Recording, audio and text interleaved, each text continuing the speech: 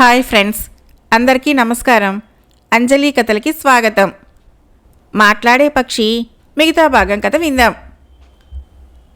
ముకుందుడు అనుకున్నట్టు రాకుమారి మధులత అతన్ని మర్చిపోనూ లేదు, ఏ రాకుమారుడినో పెళ్లాడనూ లేదు.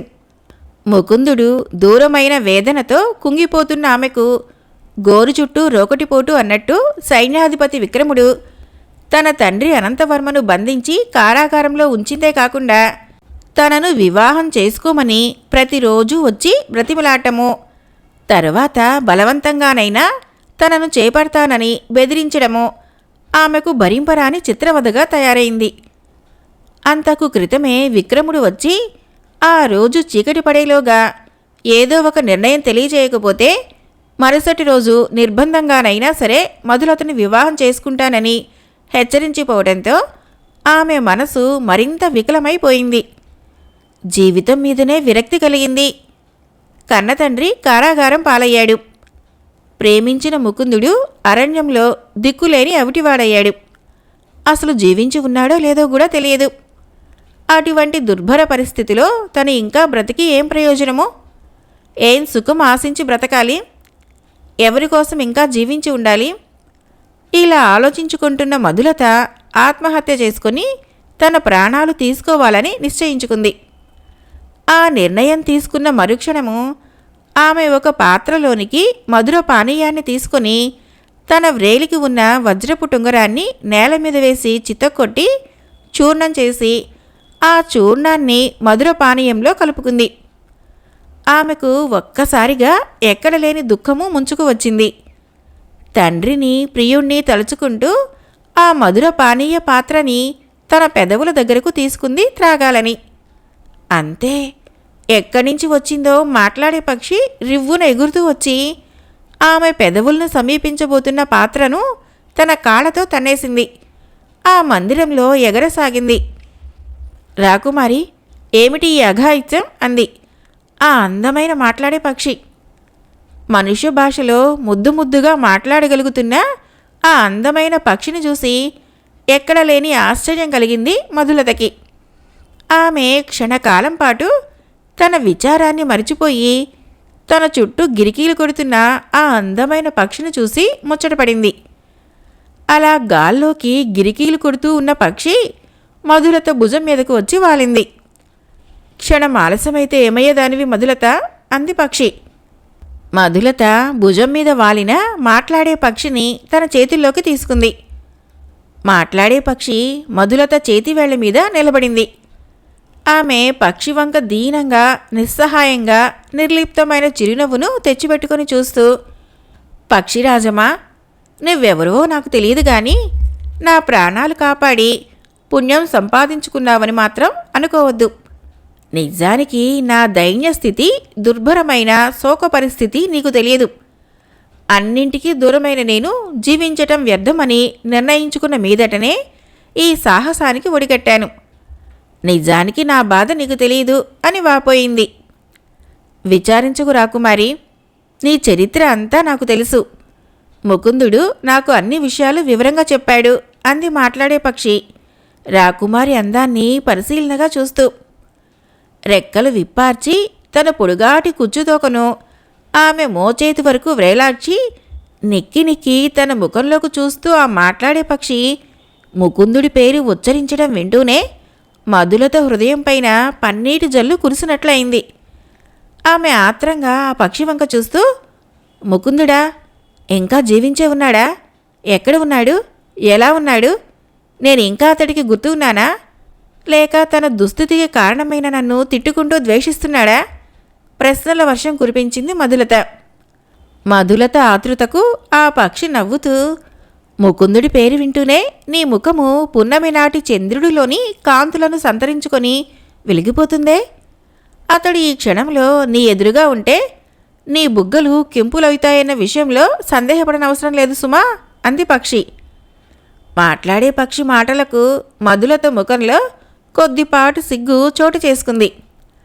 పక్షిరాజమా, నా ప్రశ్నలకు సమాధానం చెప్పనే లేదు నువ్వు అంది. అవును కదూ, ముకుందుడు అడవిలో క్షేమంగానే ఉన్నాడు ప్రస్తుతము అంది ఆ పక్షి. ఆ మాటతో రాకుమారి హృదయంలో నుండి కొండంత భారము దించేసినట్లయింది. ఆమె తన కంట వెంట ఆనంద బాష్పాలు రాలుస్తూ, ముకుందుడు క్షేమంగా ఉన్నాడనే తియ్యటి వార్త చెప్పి నా మనసుకి ఎంతో ఊరటని సంతోషాన్ని కలిగించావు. నీ రుణం ఎలా తీర్చుకోగలను పక్షిరాజమా? ముకుందుడు ఇక్కడికి ఎప్పుడు వస్తాడు అని అడిగింది. ఆ సంగతే చెప్పబోతున్నాను మధులత. ముకుందుడు కోల్పోయిన తన కాళ్ళను పొంది 1 సంవత్సరంలో నిన్ను చేరుకుంటానని చెప్పి రమ్మన్నాడు. అంతవరకు తన కోసం ఎదురు చూస్తూ వేచి ఉండమని నాతో చెప్పి పంపించాడు అంది పక్షి. 1 సంవత్సరమా? అవును రాకుమారి. పక్షిరాజమా, ముకుందుడి కోసము 1 సంవత్సరమే కాదు, నా జీవిత కాలమంతా కన్యగానే ఎదురు చూడటానికి నాకెలాంటి అభ్యంతరము లేదు. అయితే మా తండ్రి గారిని కారాగారం పాలు చేసిన మా సైన్యాధిపతి ఇంకాసేపట్లో నా నిర్ణయం చెప్పలేకపోతే తెల్లవారుతూనే నన్ను బలవంతంగా పెళ్లాడతానని హెచ్చరించిపోయాడు. అతడి భార్య కావటం కంటే చావటమే మేలు కదా అంటూ వాపోయింది ఆమె. బాధపడకు మధులత, అపాయం దాటే ఉపాయం చెప్పడానికి నేనున్నానుగా అంది మాట్లాడే పక్షి. ఉపాయమా? ఏమిటది? విక్రముణ్ణి పెళ్లి చేసుకోవటానికి నీ సమ్మతిని తెలియచేసి వివాహం జరగటానికి 1 సంవత్సరం గడువు పెట్టు. ఎందుకని అడిగితే అదే చెబుతున్నాను విను. జాతకరీత్యా నీకు మరో సంవత్సరం దాటాక గాని పెళ్లి జరగరాదని, అలా జరిగేటట్టయితే నీకు భర్త అయిన వాడికి అంధత్వం ప్రాప్తించి రాజ్యభ్రష్టత్వం కలుగుతుంది అని అబద్ధం చెప్పు అని ఉపాయం చెప్పింది పక్షి. రాకుమారి ఆ అందాల పక్షిని ముద్దాడి, ఎంతటి చక్కటి ఉపాయం చెప్పావు పక్షిరాజమా. అయితే చిన్న సందేహం, విక్రముణ్ణి అంత తెలివి తక్కువ వాడిగా అంచనా వేసుకోరాదు. ఒకవేళ ఆస్థాన జ్యోతిష్యుణ్ణి ఆరా తీసి అడిగినట్లయితే నేను చెప్పేది అంతా అబద్ధమని తేలిపోదు అంది మధులత తన సందేహాన్ని బయటపెడుతూ. అవును సుమా, అది నిజమే. మరేం పర్వాలేదు, రేపు తెల్లవారుతూనే ఆస్థాన జ్యోతిష్యుణ్ణి అబద్ధం చెప్పమని నువ్వు చెప్పినట్లు చెప్పి హెచ్చరిస్తాను. నీ చేవ్రాలతో 1 లేఖ రాసి నాకివ్వు అంది పక్షి. మాట్లాడే పక్షి చెప్పిన ఉపాయం నచ్చింది మధులతకి. వెంటనే తన చేవ్రాలతో ఆస్థాన జ్యోతిష్యుడికి ఎలాగైనా ఈ గండం గడిచేటట్టు చేయమని చెప్పి లేఖ రాసి మాట్లాడే పక్షి పొడుగాటి కుచ్చుతోకలో మడిచిపెట్టింది. పక్షిరాజమా, సమయానికి దేవతలా వచ్చి నా ఆవేదనను మటుమాయం చేశావు. ముకుందుడికి క్షేమం అందజేసే భారం కూడా నీదే అంది కిరీటంలా ఉన్న దాని తలపైన కుచ్చును నిమురుతూ మధులత. అలాగే, వెళ్ళి వస్తాను రాకుమారి, మళ్ళీ కలుస్తాను అని ఆమె చేతి మీద నుంచి తుర్రున ఎగిరిపోయింది పక్షి. అది ఎగిరిన దిక్కుకేసి చూస్తూ గాఢంగా నిట్టూర్పు విడిచింది రాకుమారి మధులత. సుమావళిని వివాహం చేసుకున్న ముకుందుడు ఆమె చెప్పిన ప్రకారము ఆ రాత్రి ఆమెతో గడిపి మరునాటి రాత్రి ఆమె వెంట అడవిలో ఒక పాడుబడిన ఆలయం చేరుకున్నాడు. అడవి అంతా చిమ్మ చీకటి కమ్ముకొని ఉన్నా అక్కడ మాత్రము వెలుతురుతో ఆ ప్రదేశము పట్టపగల్లాగా వెలిగిపోతున్నది. సుమా, ఈ అర్ధరాత్రి వేళ ఇక్కడికి ఎందుకు తీసుకువచ్చావు? ఈ పాడుబడిపోయిన గుడిలో ఏ దేవుడున్నాడు అని అడిగాడు. ఇది జ్ఞానాంబికాదేవి ఆలయం. మాసానికి ఒక్కసారి కొంతమంది దేవతల బృందము ఈ అమావాస్య నాడు ఇక్కడికి వచ్చి ఈ జ్ఞానాంబికాదేవిని పూజించి ప్రసన్నం చేసుకుని వెళతారు. ఆమె దర్శనం కలిగితే చాలు, నీకు సకల విద్యలు క్షణంలో అబ్బి జ్ఞానవంతుడివి అవుతావు. ఆ తరువాత ఆ దేవతల అనుగ్రహం సంపాదించి మీ అంగవైకల్యాన్ని పోగొట్టుకోవాలి అని చెప్పింది. ఎలా అని అడిగాడు. నేను చెప్పినట్టు చేయండి అంది. అలాగే. సుమావళి ఆ జ్ఞానాంబికాదేవి ఆలయ ప్రాంగణాల చుట్టూ ఉన్న పూల మొక్కలలోని పువ్వులను కోసి గుడి మెట్ల మీద కూర్చున్న ముకుందుడి ముందు కుప్పలాగా పోసింది. అడవి తీగలతో వాటిని మాలలుగా కట్టమని ముకుందుడికి పురమాయించింది. ముకుందుడు ఆమె చెప్పినట్టుగానే తనకు చేతనైన రీతిలో పువ్వులను అడవి తీగలను మాలలుగా కట్టనారంభించాడు. ఈలోగా సుమావళి ఆలయ ప్రాంగణమంతా శుభ్రపరిచి నీళ్లు జల్లి రకరకాల ముగ్గులతో ఆ ప్రాంతాన్ని గర్భగుడిని అందంగా తీర్చిదిద్ది అలంకరించింది. ఆ తర్వాత ముకుందుడు తయారు చేసిన పూలమాలలు గుడి అంతా తోరణాలుగా అలంకరించింది సుమావళి. పాడుబడిపోయి దుమ్ము ధూళితో కొట్టుకుపోయి ఉండే ఆ ఆలయము నూతన అందాల్ని సంతరించుకొని కళకళలాడసాగింది. అర్ధరాత్రి సమయంలో ఆకాశం నుంచి కొన్ని నక్షత్రాలు వింత కాంతులను వెదజల్లుతూ జ్ఞానాంబికాదేవి ఆలయ ప్రాంగణంలో దిగాయి. ఆ నక్షత్రాలు భూమి మీదకు దిగుతూనే దేవతలుగా మారాయి. అదే బృందము తమ తమ రూపాలను పొందుతూనే పచ్చటి తోరణాలతోనూ పూమాలలతోనూ రకరకాల ముగ్గులతోనూ అలంకరించబడి ఉన్న జ్ఞానాంబిక ఆలయాన్ని చూసి ఆశ్చర్యపోయారు. ఆ తర్వాత ఆశ్చర్యం నుంచి తేరుకోకముందే గర్భగుడిలోకి ప్రవేశించి జ్ఞానాంబికను స్తోత్రం చేస్తూ పూజించారు. రకరకాలుగా స్తుతించారు. మరుక్షణము జ్ఞానాంబికాదేవి విగ్రహంలో కనులు మిరిమిట్లు గొలిపే విధంగా ఓ మెరుపు మెరిసింది. జ్ఞానాంబికాదేవి ప్రత్యక్షమైంది. దేవతలందరూ ఆమె ముందు సాష్టాంగపడి నమస్కరించారు. ఒక చెట్టు చాటు నుంచి చూస్తున్న ముకుందుడికి సుమావళికి జ్ఞానాంబికాదేవి దర్శన భాగ్యం లభించింది. జ్ఞానాంబికను దర్శిస్తూనే ముకుందుడు సకల విద్యా పారంగతుని వలె తనకు తెలియకుండానే ఒక శ్లోకం చదువుతూ జ్ఞానాంబికను స్తుతిస్తూ దేకుతూ ఆలయ వాకిలి ముంగిటికి చేరుకున్నాడు. విస్తుపోయిన దేవతలు అవిటివాడైన ముకుందుడి శ్లోకం వింటూనే ముగ్ధులయ్యి అలాగే నిలబడిపోయారు. జ్ఞానాంబిక అందరినీ ఆశీర్వదించి అంతర్ధానమైంది. మరుక్షణము ఆ దేవతా బృందము అవిటివాడైన ముకుందుణ్ణి సమీపించారు.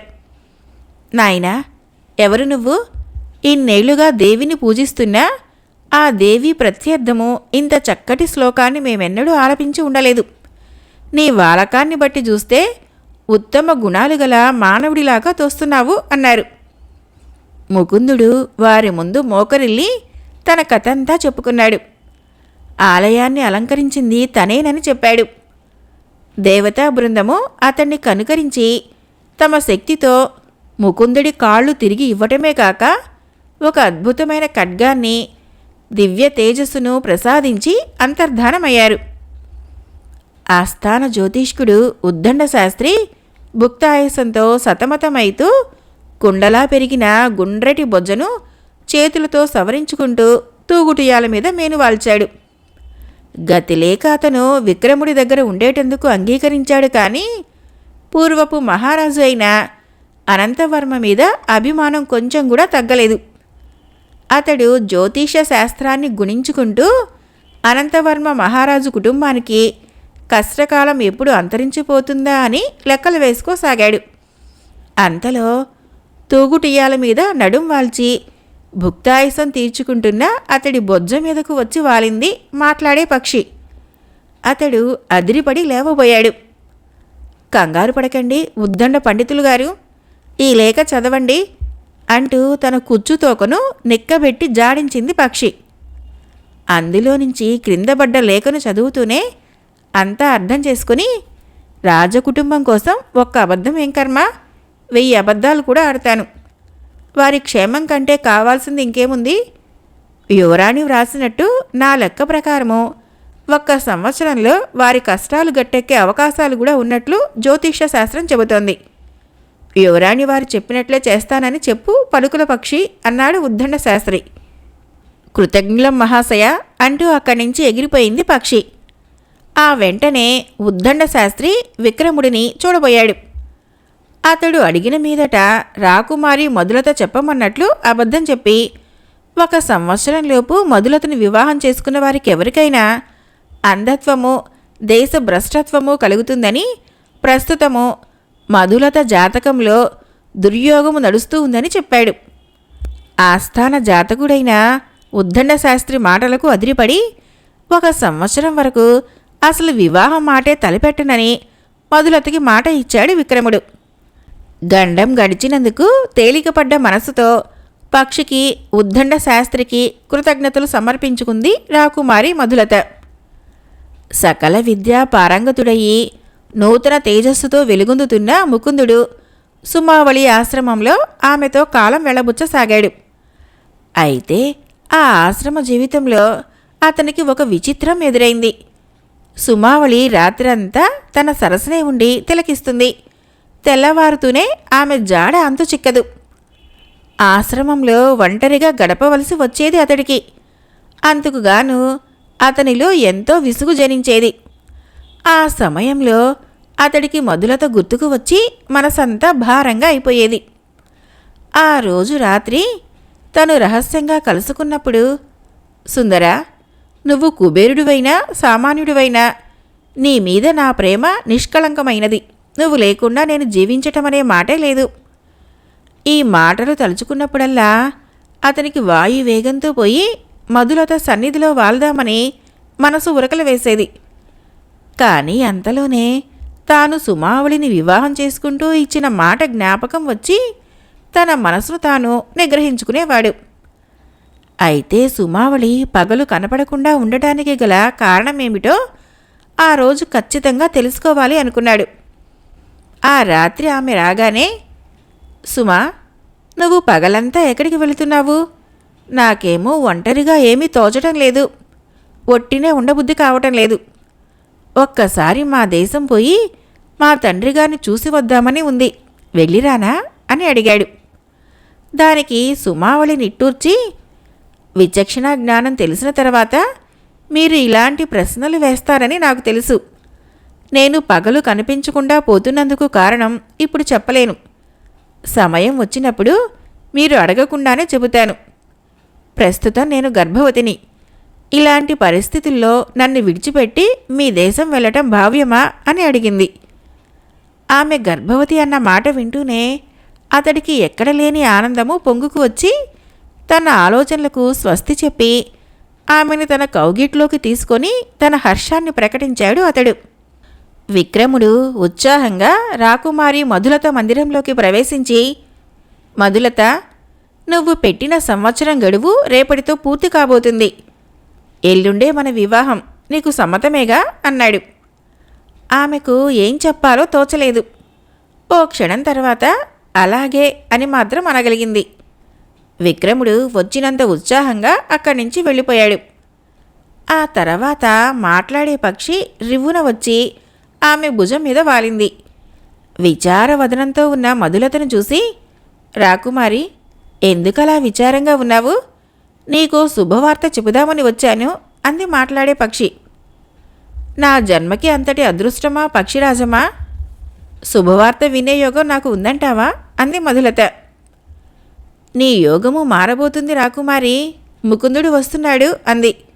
ఆ అంది అంతటి ఊహించని శుభవార్త విన్నందుకు ఉక్కిరిబిక్కిరైతు. అవును అంది పక్షి. నిజంగానా? నమ్మలేనట్లుగా అడిగింది మళ్ళీ మధులత. నిజమే. ఎప్పుడు?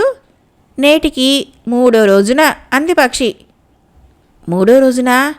అయ్యో, ఆ దుర్మార్గుడు ఆ రోజునే నన్ను వివాహం చేసుకుంటానని చెప్పి వెళ్ళాడే. ఆ సరికి ముకుందుడు ఇక్కడికి చేరుకుంటాడా? నన్ను ప్రమాదం నుంచి రక్షిస్తాడా అంది గాబరా పడుతూ మధులత. అంతవరకు వస్తే ముకుందుడు రావడం ఆలస్యమైతే అపాయం తప్పించేటందుకు నేనున్నానుగా అంది పక్షి. నీ రుణం తీర్చుకోలేనిది పక్షిరాజమా అంది ఆమె. ఆ సమయము వస్తుందిలే అంటూ తుర్రుమని ఆకాశంలోకి ఎగిరిపోయింది పక్షి. మీరు మీ దేశం వెళ్తానన్నారుగా, వెళ్ళిరండి అంది సుమావళి. ఆమె ఇప్పుడు నిండు చూలాలు. ఆమె ముఖంలో ఏదో ఆనందం గోచరిస్తుంది. తను ఏదో గొప్ప విలువైన దాన్ని సాధించబోతున్నంత సంతోషంతో ఆమె వదనము ప్రకాశిస్తోంది. ఇప్పుడా? ఈ పరిస్థితిలోనా అన్నాడు ఆమె వంక చూస్తూ ముకుందుడు. ఏం ఇప్పుడేమైంది? నిన్నీ పరిస్థితిలో వదిలి ఎలా వెళ్ళేది? ప్రసవానికి సిద్ధంగా ఉన్న నీకు ఈ అడవిలో తోడు ఎవరుంటారు అడిగాడు ఆశ్చర్యంగా ముకుందుడు. అటువంటి సంకోచాలేవీ పెట్టుకోవద్దు. నేను మిమ్మల్ని వదిలి ఒంటరిగా ఉంటానని అనటం లేదే అంది. అయితే నాతో వస్తావా? ఊహు. మరెలా? ముందు మీరు బయలుదేరండి, అన్నీ సవ్యంగానే జరుగుతాయి అంది సుమావళి. నిన్ను ఇలా వదిలి వెళ్ళను అన్నాడు ముకుందుడు. రేపటిలోగా మీరు మీ రాజధానికి చేరకపోతే జీవితమంతా బాధపడతారు అంది. ఎందుకని? వివరాలు అడగొద్దు. నేను చెప్పినట్టు విని బయలుదేరండి. నేను మీ వెంట నీడలాగే ఉంటాను అంది. సుమావళి మాటలపై గురి ఉంచి మరేమీ మాట్లాడకుండా ఆ రాత్రివేళ అశ్వం అధిరోహించి బయలుదేరాడు ముకుందుడు. మరుసటి రోజు మధ్యాహ్నం వేళకు రాజధానికి చేరాడు ముకుందుడు.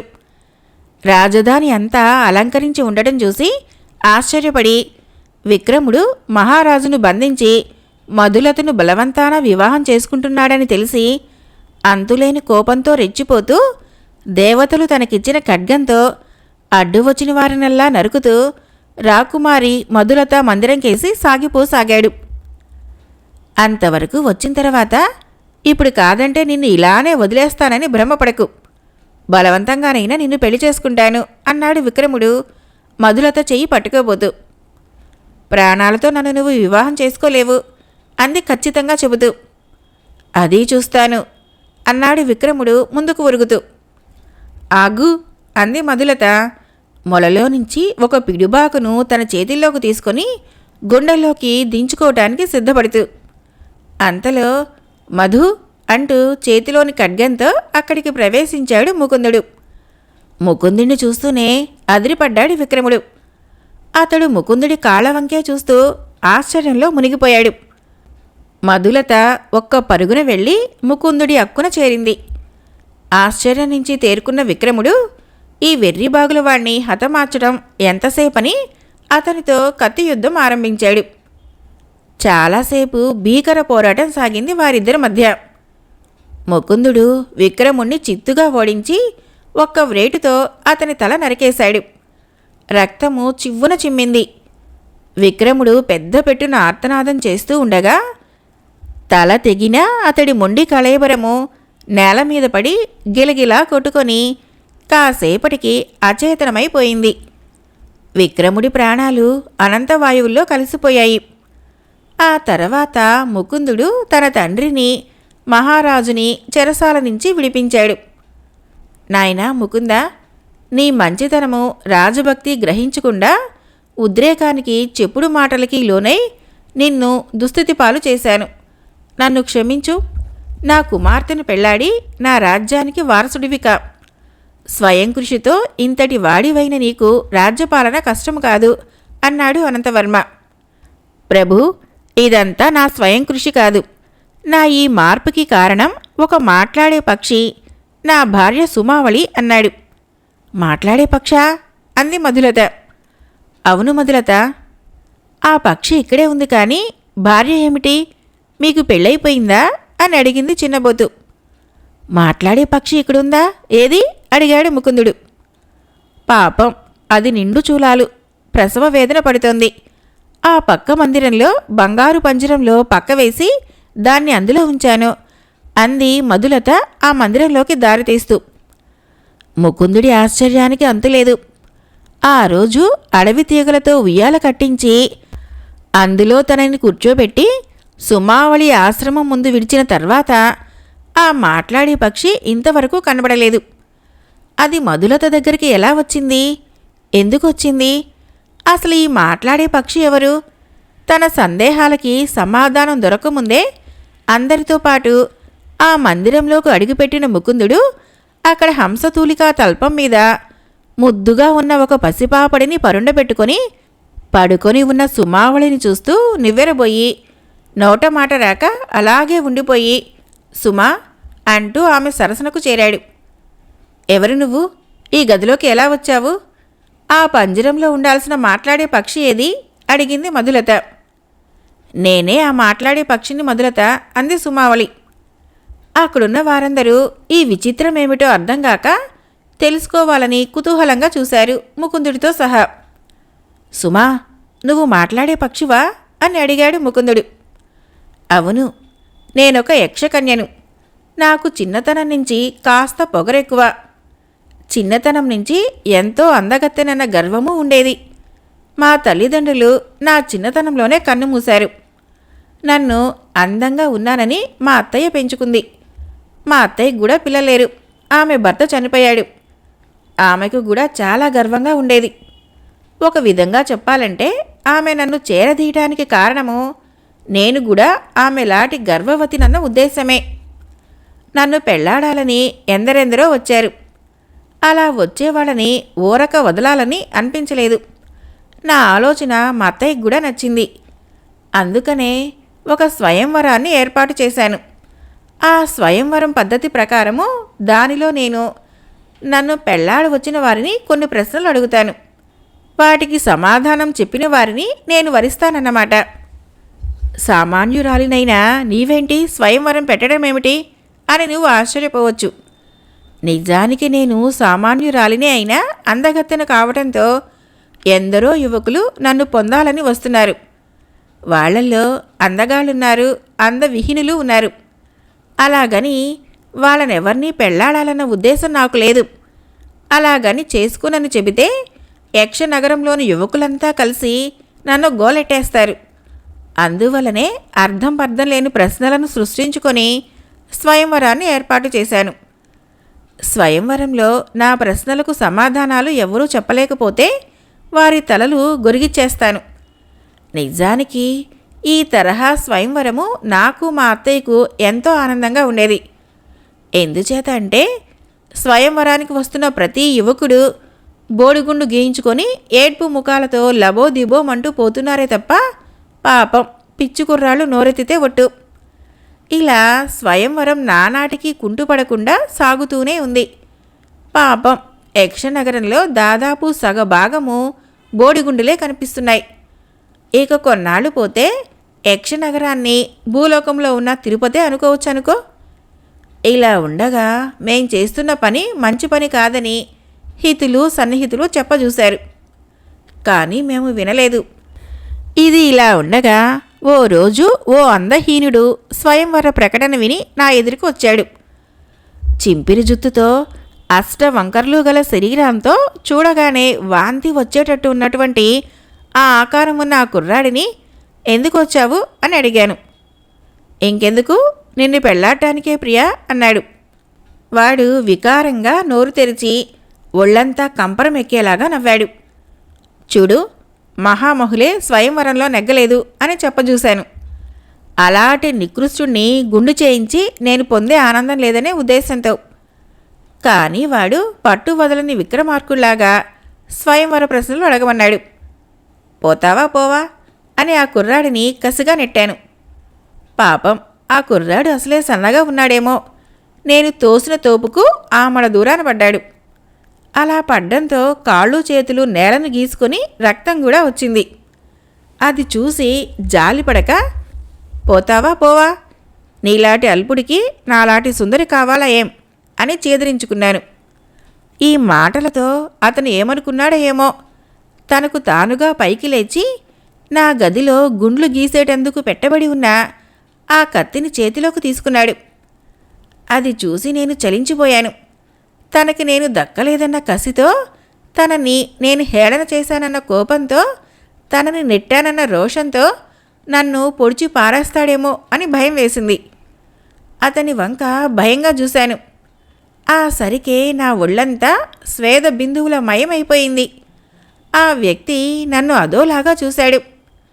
అతని కళ్ళలో ఏదో అనిర్వచనీయమైన భావం ఉంది. అలాగే కొంతసేపు నన్ను చూస్తూ ఉండిపోయాడు. ఇదేదో హత్యా ప్రయత్నంలా ఉంది. చంపబోయే తనను కడసారిగా బాగా చూసుకుంటున్నాడేమో అనిపించింది నాకు. ఇక ఊరక ఉంటే లాభం లేదని గట్టిగా అరిచి అతని బారి నుంచి కాపాడబడాలని అరవబోయాను. కానీ అంతలో ఓ పెద్ద అరుపు వినిపించింది. ఆ అరిచింది మరెవరో కాదు, నన్ను పెళ్లాడాలని వచ్చి నేను హేళన చేసి నెట్టగా క్రిందపడి ఆపై కత్తి చేపట్టి నా వైపు పదే పదే చూసిన ఆ కుర్రాడే, ఆ దిక్కుమాలినవాడే. అతను తనకు తానుగా చనిపోయాడు. తనకు తానుగా కత్తితో పొడుచుకున్నాడు. ఇది చూసి కెవ్వున అరిచాను. మా అత్తయ్య అక్కడికి వచ్చింది. భయపడుతున్న నన్ను చూసి పెద్దగా నవ్వింది ఆమె. భయపడటం మనలాంటి వినోద తత్వులకు ఉండకూడదని చెప్పింది. కానీ ఈ సంఘటనలో నుంచి కొన్ని రోజులు నేను కోలుకోలేకపోయాను. కానీ త్వరలోనే కోలుకున్నాను. తిరిగి మామూలుగా మారాను. ఓసారి భూలోకానికి వచ్చాను. ఇదే పొగరు చేత కన్ను మిన్ను గానక తపస్సు చేసుకుంటున్న ఒక మునిని పక్షి ఈకతో అతని తపస్సుకు భంగం కలిగించి అతడి శాపానికి గురి అయ్యి ఈ పక్షిలాగా మారాను. అవిటివాడు సద్గుణ సంపన్నుడు అయిన మానవుడి వల్ల సంతాన ప్రాప్తి పొందితే శాప విమోచనం అవుతుందని ఆయన చెప్పాడు. ముని శాపంతో పాటు ఆ అనామకుడి చావు కూడా నా పాపానికి శాపమైందని ముని ద్వారా తెలుసుకున్నాను. బాధపడ్డా శాప నివారణ చేసుకోవాలనుకున్నాను. అందుకే అనుకోకుండా అడవిలో ఆనాడు కనిపించిన మిమ్మల్ని సుమావళి పేరుతో నా ఆశ్రమానికి చేర్చాను. అయితే నాకు పక్షి శాపము పగలు మాత్రమే, రాత్రిళ్ళు నా రూపం నేను పొందుతూ ఉంటాను.